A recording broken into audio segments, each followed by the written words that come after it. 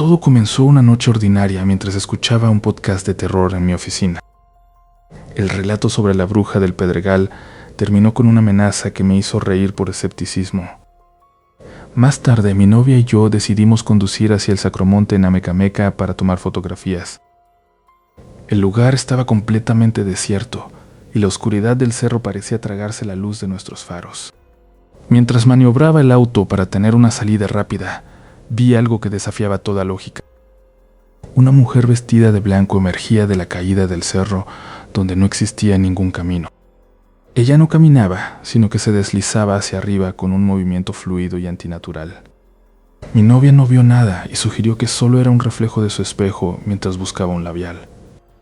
Nos quedamos en silencio dentro del vehículo, tratando de ignorar la creciente sensación de peligro. Un hombre que trotaba pasó junto a nosotros y desapareció rápidamente en la penumbra del cerro. De repente, un murmullo inquietante comenzó a filtrarse a través del metal del auto.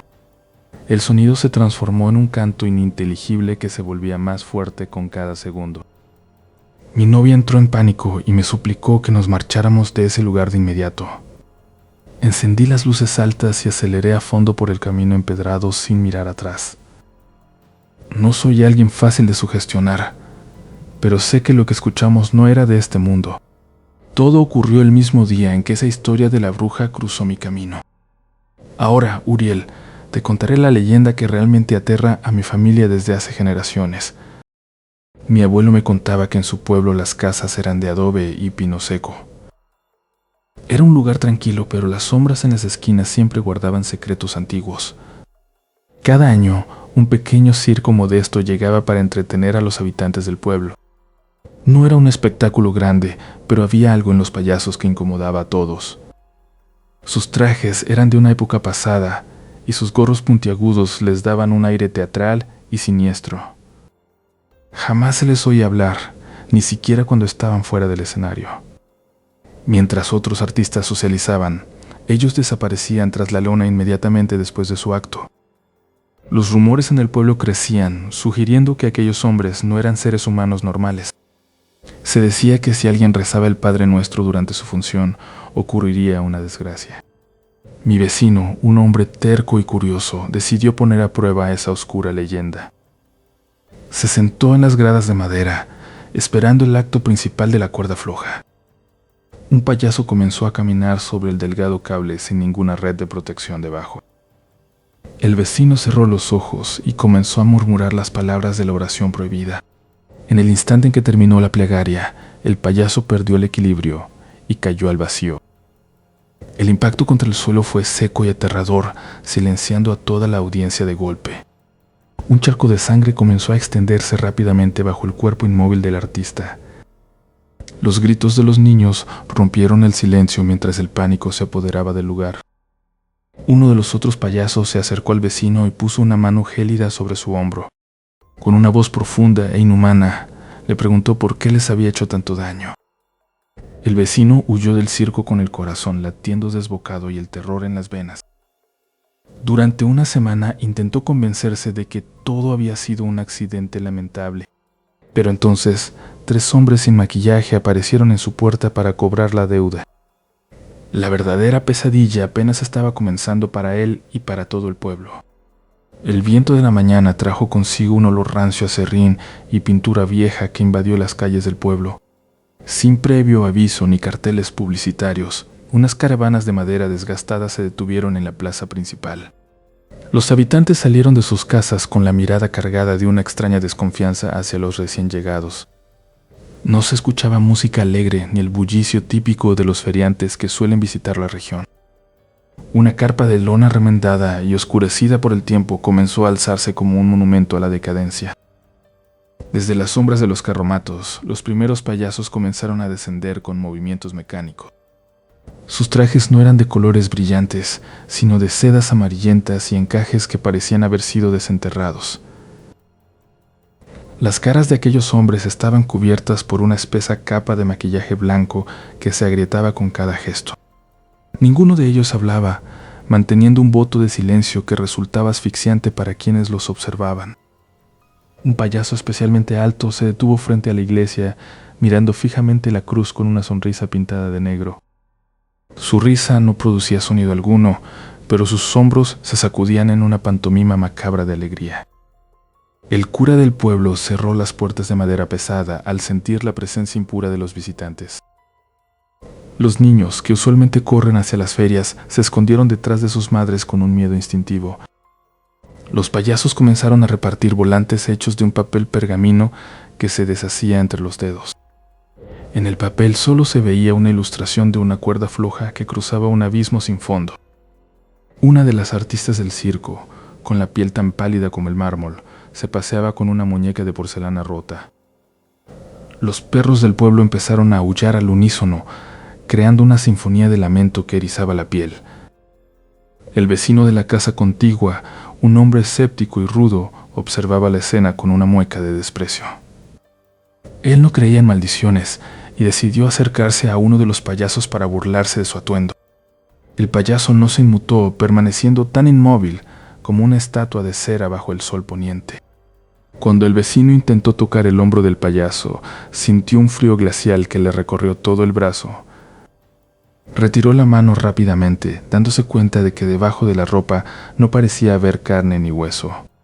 Los demás payasos giraron sus cabezas simultáneamente hacia el hombre con un crujido seco de vértebras. En sus ojos no había pupilas, solo una oscuridad infinita que parecía absorber la luz circundante. El vecino retrocedió, tropezando con una de las estacas de hierro que sostenían la carpa maldita. Una risa gutural comenzó a emanar del suelo, como si la tierra misma estuviera burlándose de su miedo. La noche cayó sobre el pueblo como una manta pesada, silenciando hasta el último grillo. Dentro de la carpa, las luces de gas comenzaron a encenderse solas, proyectando sombras deformes en las paredes. El protagonista observaba todo desde su ventana, recordando las advertencias sobre el sacromonte. Un pequeño payaso de trapo fue dejado en el umbral de su puerta, con un botón cosido en lugar de corazón. Al recogerlo, notó que el juguete estaba inusualmente caliente, como si tuviera fiebre. Escuchó un susurro que no provenía de ninguna parte, mencionando un nombre que él creía olvidado. En el centro de la carpa, el director del circo apareció vistiendo una capa roja que parecía chorrear sangre. Hizo una reverencia hacia el vacío, saludando a un público que todavía no existía en el plano físico. Los payasos comenzaron a practicar sus actos, lanzando cuchillos oxidados que siempre daban en el blanco. El blanco era una figura de madera tallada a imagen y semejanza del vecino que los había insultado. De repente, un fuerte estruendo sacudió la tierra, haciendo que los animales del circo gritaran de dolor. Las sombras de los payasos se separaron de sus cuerpos y empezaron a bailar de forma independiente sobre la lona. El aire se volvió tan denso que era difícil respirar, cargado de una energía eléctrica y antigua. Una voz de ultratumba anunció que la función para el alma del pueblo estaba por comenzar. Los payasos salieron de nuevo a la plaza, esta vez portando antorchas que ardían con un fuego azulado. El protagonista intentó cerrar todas sus ventanas, pero sintió que una fuerza invisible se lo impedía. La verdadera pesadilla apenas estaba comenzando para él y para todo el pueblo. Una sombra gigante se proyectó sobre la iglesia y el vecino escéptico desapareció de su propia casa sin dejar rastro. El silencio que siguió a la desaparición del vecino era más pesado que el plomo. Nadie podía explicar cómo un hombre robusto se había esfumado de una habitación cerrada por dentro. Los rumores corrían por las calles empedradas como una plaga invisible. Al caer la tercera noche, la carpa del circo comenzó a emitir un brillo violáceo. De repente, la figura del vecino apareció en lo más alto del mástil principal. Sus ropas estaban desgarradas y su rostro mostraba una palidez de muerte. El payaso del alambre lo observaba desde el otro extremo de la cuerda floja. El payaso no se movía, pero su risa inaudible vibraba en los oídos de todos. El vecino gritaba pidiendo ayuda, pero sus palabras morían antes de llegar al suelo. Entonces el hombre comenzó a caminar por el alambre como si fuera un títere. Sus pies sangraban al contacto con el metal afilado de la cuerda. Desde las sombras, una voz anciana comenzó a susurrar una oración prohibida. Las palabras de la oración no eran de este mundo, sonaban como rocas chocando entre sí. Con cada sílaba, el alambre comenzaba a vibrar violentamente. El vecino perdió el equilibrio y quedó colgando solo de sus dedos. El payaso se acercó gateando por el aire, desafiando toda lógica física. Su rostro estaba ahora a escasos centímetros del hombre desesperado. El payaso sopló un polvo negro sobre los ojos de su víctima. Un grito desgarrador rompió el silencio de la noche rural. Sus dedos se soltaron y el cuerpo cayó al vacío como un muñeco de trapo. Pero antes de tocar el suelo, el cuerpo desapareció en una ráfaga de confeti gris. Las luces de la carpa se apagaron de golpe, dejando a los testigos en tinieblas.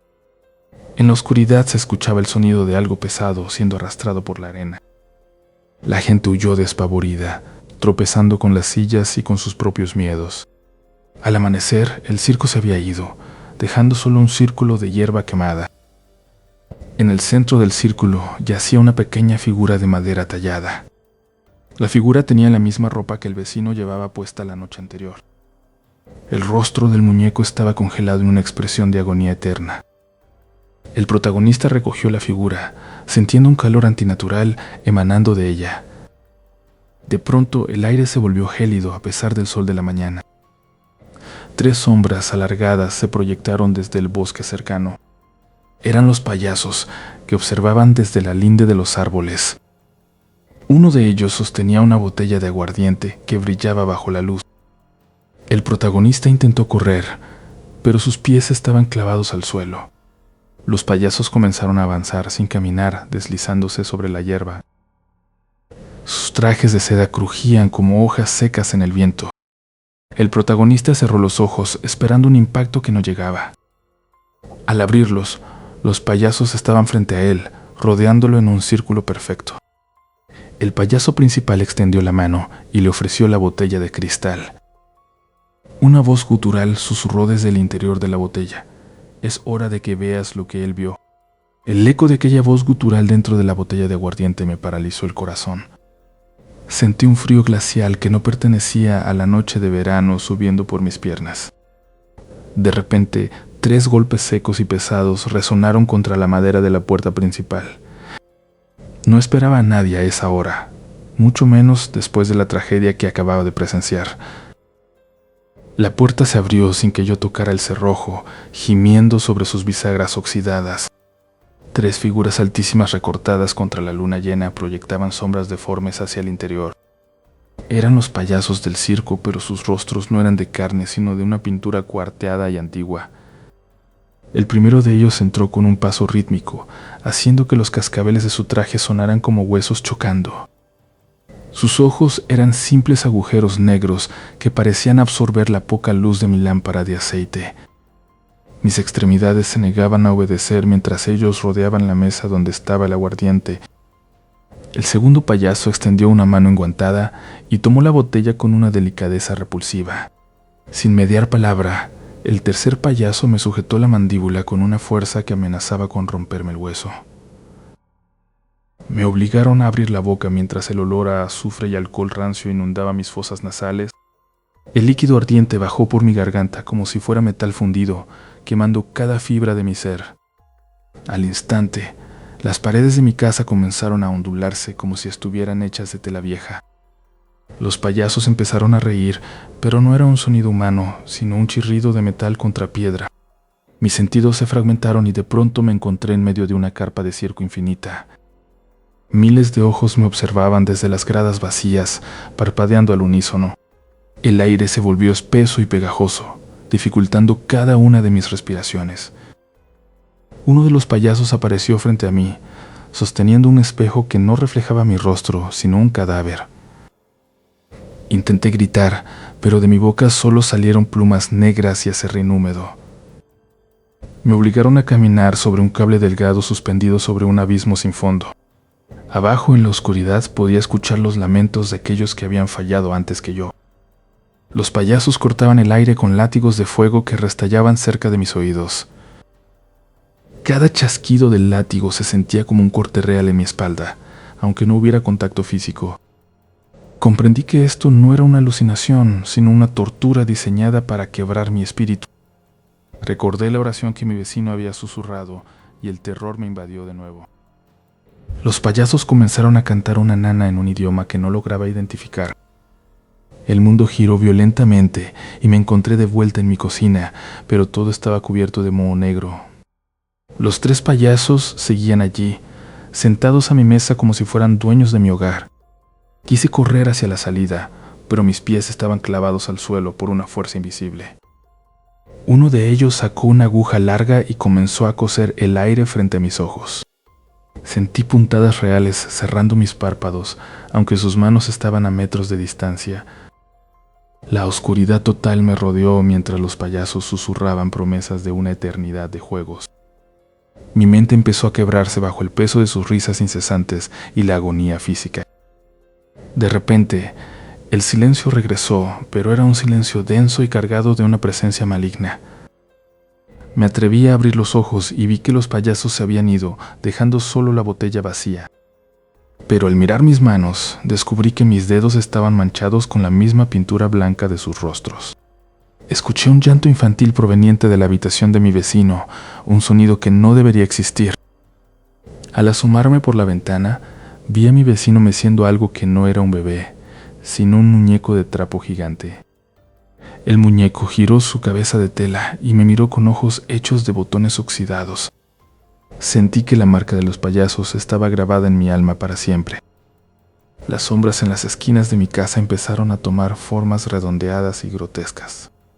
Sabía que la tortura física era solo el comienzo de algo mucho más oscuro y permanente. Justo cuando creí que estaba solo, una risa infantil brotó de debajo de mi propia cama.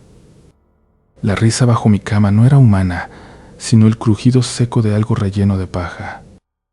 Me asomé con el corazón latiendo en la garganta y solo vi un par de botones negros brillando en la penumbra.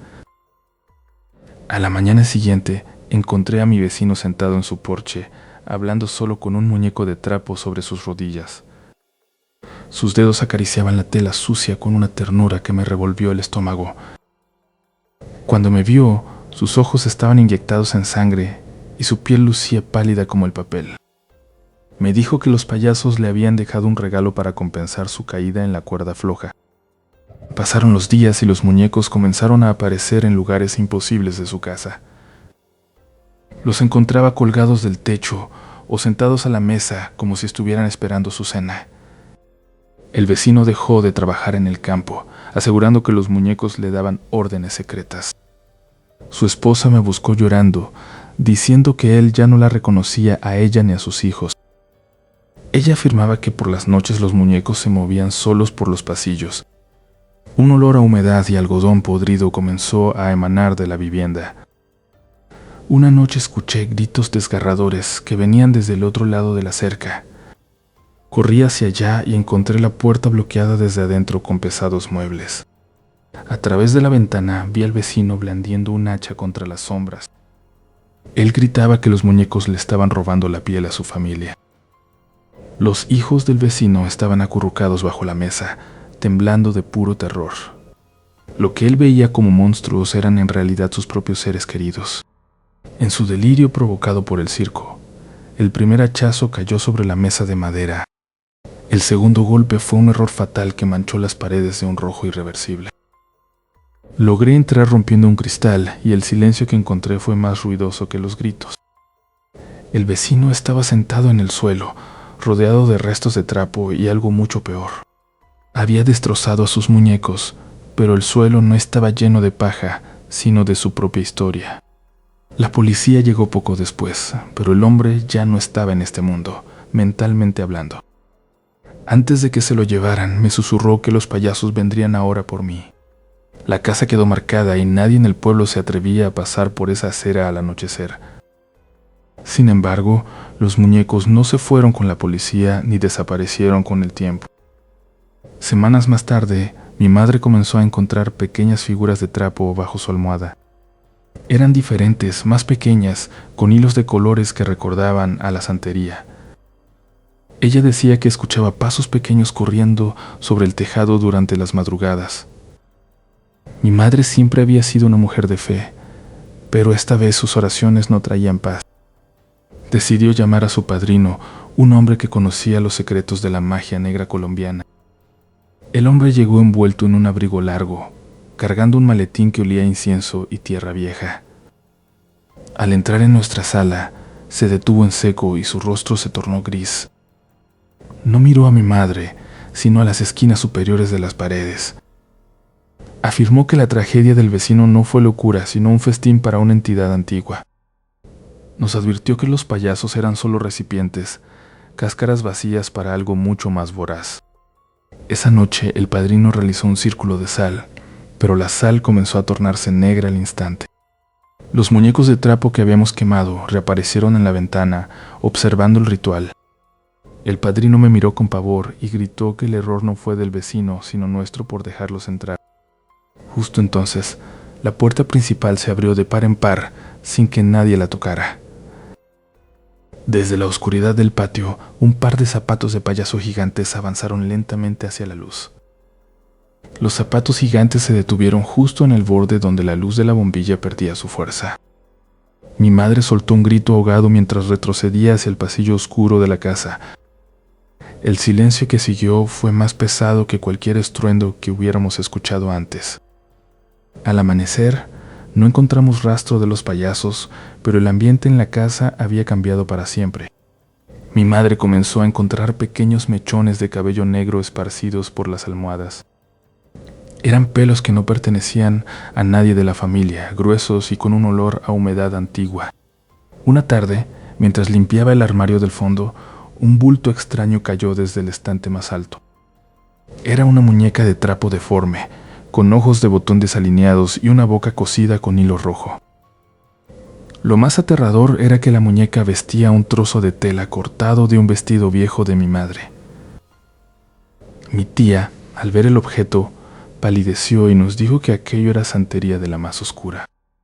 Decidimos contactar al padrino, un hombre que conocía los secretos de los cultos caribeños. El padrino llegó a la casa cargando un maletín de cuero gastado y un rosario de madera. No necesitó entrar más de 3 pasos para sentir la presencia que nos asfixiaba. Aquí no solo hay muertos, susurró mientras sacaba una rama de ruda y agua bendita. Mi madre empezó a temblar descontroladamente en cuanto el hombre comenzó a rezar. De repente, un golpe seco resonó dentro de las paredes, como si algo intentara salir. El padrino nos ordenó buscar debajo de las tablas del suelo en el cuarto principal. Con una palanca, mi tío levantó la madera podrida, revelando un hueco oscuro. Allí encontramos 7 muñecas dispuestas en un círculo perfecto alrededor de un cráneo de animal. Las muñecas tenían alfileres clavados en el pecho, justo donde se encuentra el corazón. En ese momento, mi madre cayó al suelo sujetándose el pecho y gritando de agonía. El padrino comenzó a rociar el alcohol ritual sobre las figuras mientras recitaba oraciones en una lengua extraña. Las luces de la casa estallaron una a una, sumergiéndonos en una penumbra absoluta. Una risa infantil y distorsionada comenzó a rebotar en las esquinas del techo.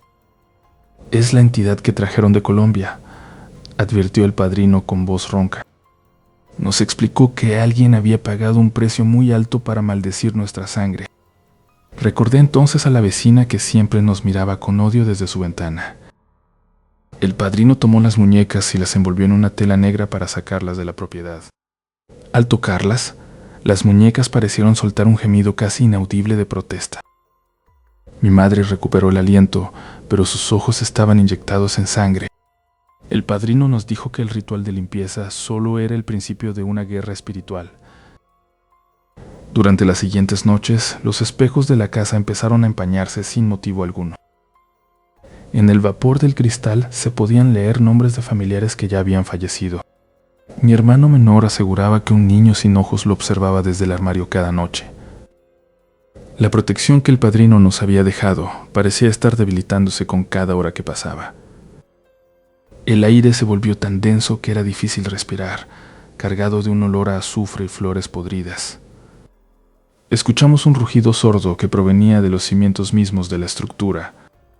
Todas las puertas de la casa se cerraron de golpe al mismo tiempo, dejándonos atrapados. Mi madre gritó el nombre de Mateo, el hermano que nunca llegamos a conocer. Una sombra gigantesca, con la forma de un niño pero con extremidades demasiado largas, se materializó frente a ella. La sombra de Mateo se cernía sobre el pasillo con una presencia que helaba la sangre de cualquiera que se atreviera a mirar. Juan sintió que el aire se escapaba de sus pulmones mientras la entidad estiraba sus dedos deformes hacia él. Recordó las palabras del padrino sobre la fuerza de la voluntad y la fe ante lo desconocido. Con un grito de agonía y esperanza, el joven levantó la cruz frente a la mancha de oscuridad absoluta. El espíritu emitió un chirrido inhumano que hizo vibrar los vidrios de toda la casa. Juan no bajó la guardia mientras las luces de la habitación estallaban en mil pedazos. Una luz blanca comenzó a emanar de las grietas del suelo, respondiendo a la oración desesperada del hombre. La entidad de Mateo intentó aferrarse a los recuerdos de Juan, proyectando visiones de pesadillas pasadas. Él negó con la cabeza, rechazando las mentiras del demonio que se hacía pasar por un niño. Con voz firme, Juan ordenó al espíritu que abandonara su hogar y su linaje para siempre. La sombra se retorció como un animal herido, perdiendo su forma humana y convirtiéndose en humo negro. De repente, un silencio sepulcral descendió sobre la residencia, rompiendo años de opresión constante. Las muñecas de santería que estaban en el estante cayeron al suelo, rompiéndose en pedazos inertes. Juan respiró profundamente, sintiendo por primera vez en su vida que el peso en sus hombros se había esfumado.